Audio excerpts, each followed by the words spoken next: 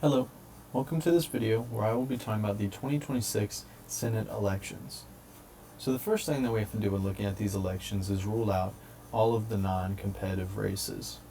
So some of these races might as well be decided right now because their states lean so heavily towards one party. There are 35 seats up for total, 20 of which are currently held by Republicans and 15 of which are held by Democrats. 10 seats will almost certainly be Democratic, those being New Hampshire, Massachusetts, Rhode Island, New Jersey, Virginia, Illinois, Minnesota, Colorado, New Mexico, and Oregon, while 17 will almost certainly be won by Republicans, those being West Virginia, South Carolina, Florida, Tennessee, Alabama, Mississippi, Louisiana, Arkansas, Iowa, South Dakota, Nebraska, Kansas, Oklahoma, Montana, Wyoming, and Idaho. 4 more races lean heavily Republican but have some circumstances that could shift their outcome, which we'll talk about a little bit later. Those are the states of Texas, Alaska, Ohio, and Kentucky. So there are 2 Democratic seats up for election in states that Donald Trump won in 2024, those being Senator Ossoff from Georgia and Peters from Michigan, and 1 Republican in a state that Kamala Harris won in 2024, Senator Collins in Maine. On top of that, there are 5 senators, Democratic senators from states that Kamala Harris won by single digits in 2024. Senator Shaheen from New Hampshire, Smith from Minnesota, Warner from Virginia, Booker from New Jersey, and Lujan from New Mexico. Only 1 Republican, Senator Tillis from North Carolina, is up for re-election in a state that Donald Trump won by single digits. So the 4 true battleground states are Maine, North Carolina, Georgia, and Michigan, which I will mark with yellow for right now. So 2 of these seats are currently held by Republicans and 2 are held by Democrats. So all of this just goes to show that Democrats are in a difficult position for 2026 as they are protecting many of their most vulnerable seats. So now I'm going to talk about the heavily leaning Republican states that could have something crazy happen to them: Kentucky, Texas, Alaska, and Ohio. So Andy Beshear is the popular Democratic governor of Kentucky, and since he is term limited, he might decide to run for Senate in 2026. However, I think even if he did run, he would probably lose. There are quite a few governors from states that usually vote for the opposite party that have tried to run for Senate before and have lost by large margins. Thinking of Governor Hogan of Maryland, who ran as a Republican after being a very popular governor and lost by a large amount. And so I'm going to keep that state as most likely Republican. I'll have it a slightly lighter color. So the next state I want to talk about is Texas, where Republican incumbent John Cornyn won by 10 points in 2020. This race could be complicated by a split in his party. Cornyn is seen as a more moderate Republican and has faced criticism from the far right of his party, specifically from Attorney General Ken Paxton. Paxton might decide to run against him in the primary and might win, in which case he would find less moderate support and might not win running like that anyways. Or if he does not win the primary, he might decide to run as a third party and split the Republican vote, which would almost certainly lead to Republicans losing. So since this is all circumstantial, I'm still going to place Texas as most likely being Republican. They have shifted somewhat to the left in recent years, but I don't think it's enough for a Democratic candidate to win outright. So Ohio is another interesting place. There will be a special election held for J.D. Vance's seat in 2026, and this race could be very interesting. Ohio's Democratic Senator Sherrod Brown lost in 2024, but could potentially make a comeback here. Republicans have become increasingly reliant on low-propensity voters to win in recent elections, so in an off year where Donald Trump is not on the ballot, Democrats could have a chance to take back this seat. Now, saying that, Ohio has moved further and further right over time, so this might not even happen with a good Democratic nominee. So this is why I'm going to place Ohio in the same position as lean red. So the last state, Alaska, has been a traditional Republican stronghold. Republicans have won it in every election for the last 80 years or so. It is a pretty safe state. But in 2022, Mary Peltola won its sole congressional seat. She did go on to lose that seat in 2024, but she might choose to run for the Senate seat in 2026. I think that this seat is only close if Peltola decides to run for it, because she has shown that she can appeal to more conservative voters than basically anybody else that has run.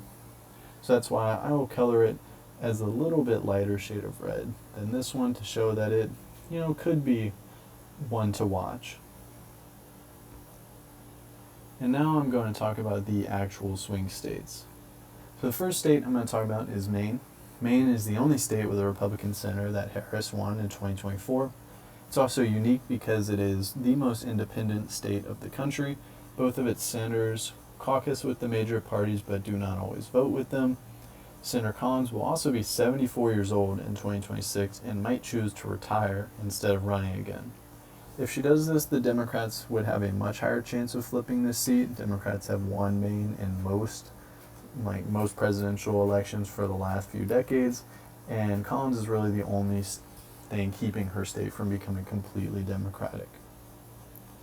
And so, even if she decides to run again, she might face blowback depending on the success of the Trump administration in the next 2 years. If the administration is not successful or is unpopular, she will have a much lower chance of winning, which is why I'm going to place Maine as a toss-up or lean Democratic state. And so the reason why I'm saying this is because the 2026 midterms will more likely than not lean Democratic. This is not due to any of my political leanings, but because every midterm since the end of World War II, except for George Bush's first midterm in 2002, after 9/11, when he was at the peak of his popularity, has been very bad for the party of the president. This doesn't necessarily translate to lost Senate seats, but it does give Democrats an advantage in some of these closer races. So North Carolina is another interesting state. It is a consistently close one, but Republicans have won basically every seat except for the governorship since Democrats flipped it back in 2008.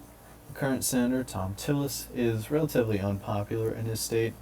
Attacks on Tillis are from both sides of the aisle, as Democrats think he is too conservative, and farther right-wing elements in his own party think he is too centrist. If a strong Democrat runs against him in 2026, it is possible he could lose. Currently, former governor of North Carolina, Roy Cooper, has not announced his candidacy, but if he did, I think he would have a good chance of winning, which is why I will put North Carolina as just a lean red state.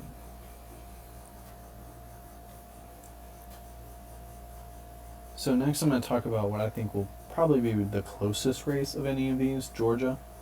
So incumbent Senator John Ossoff won the election in 2021 by only 1.2% in a very Democratic-leaning year.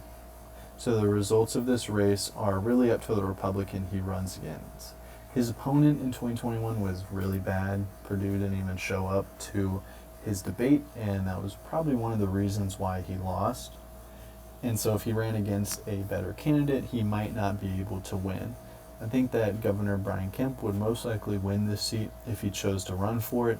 However, Kemp might choose to wait and run for president in 2028, in which case the Senate race would be closer. I think it is more likely that Kemp waits for 2028. I mean, he has always served in an executive role, and a lot of times executives don't really translate to being good legislators.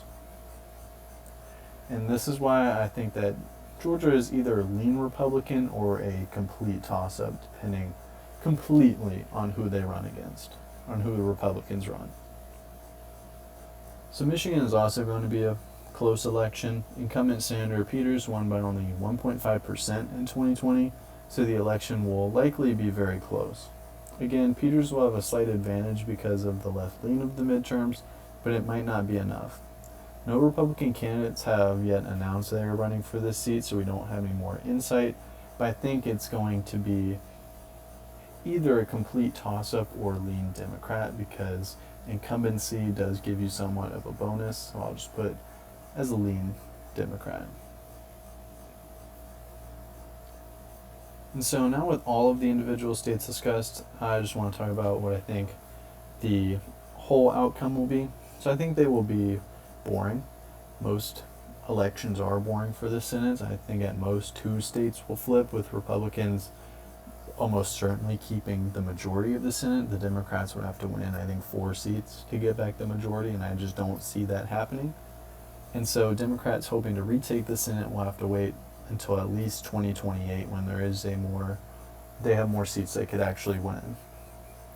Now at the end of the video, I want to talk briefly about the House elections.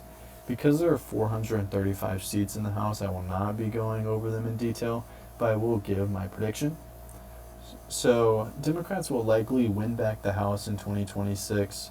Republicans already have only a very slim majority, and on average, the party in power loses 26 seats in their midterm. This is using that same data that I talked about earlier, going back to the 40s.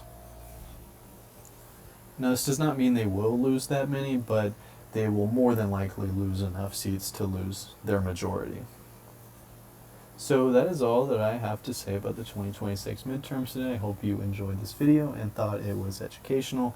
If you liked it, please subscribe to my channel and comment if you want me to go over the 2028 elections. Thank you.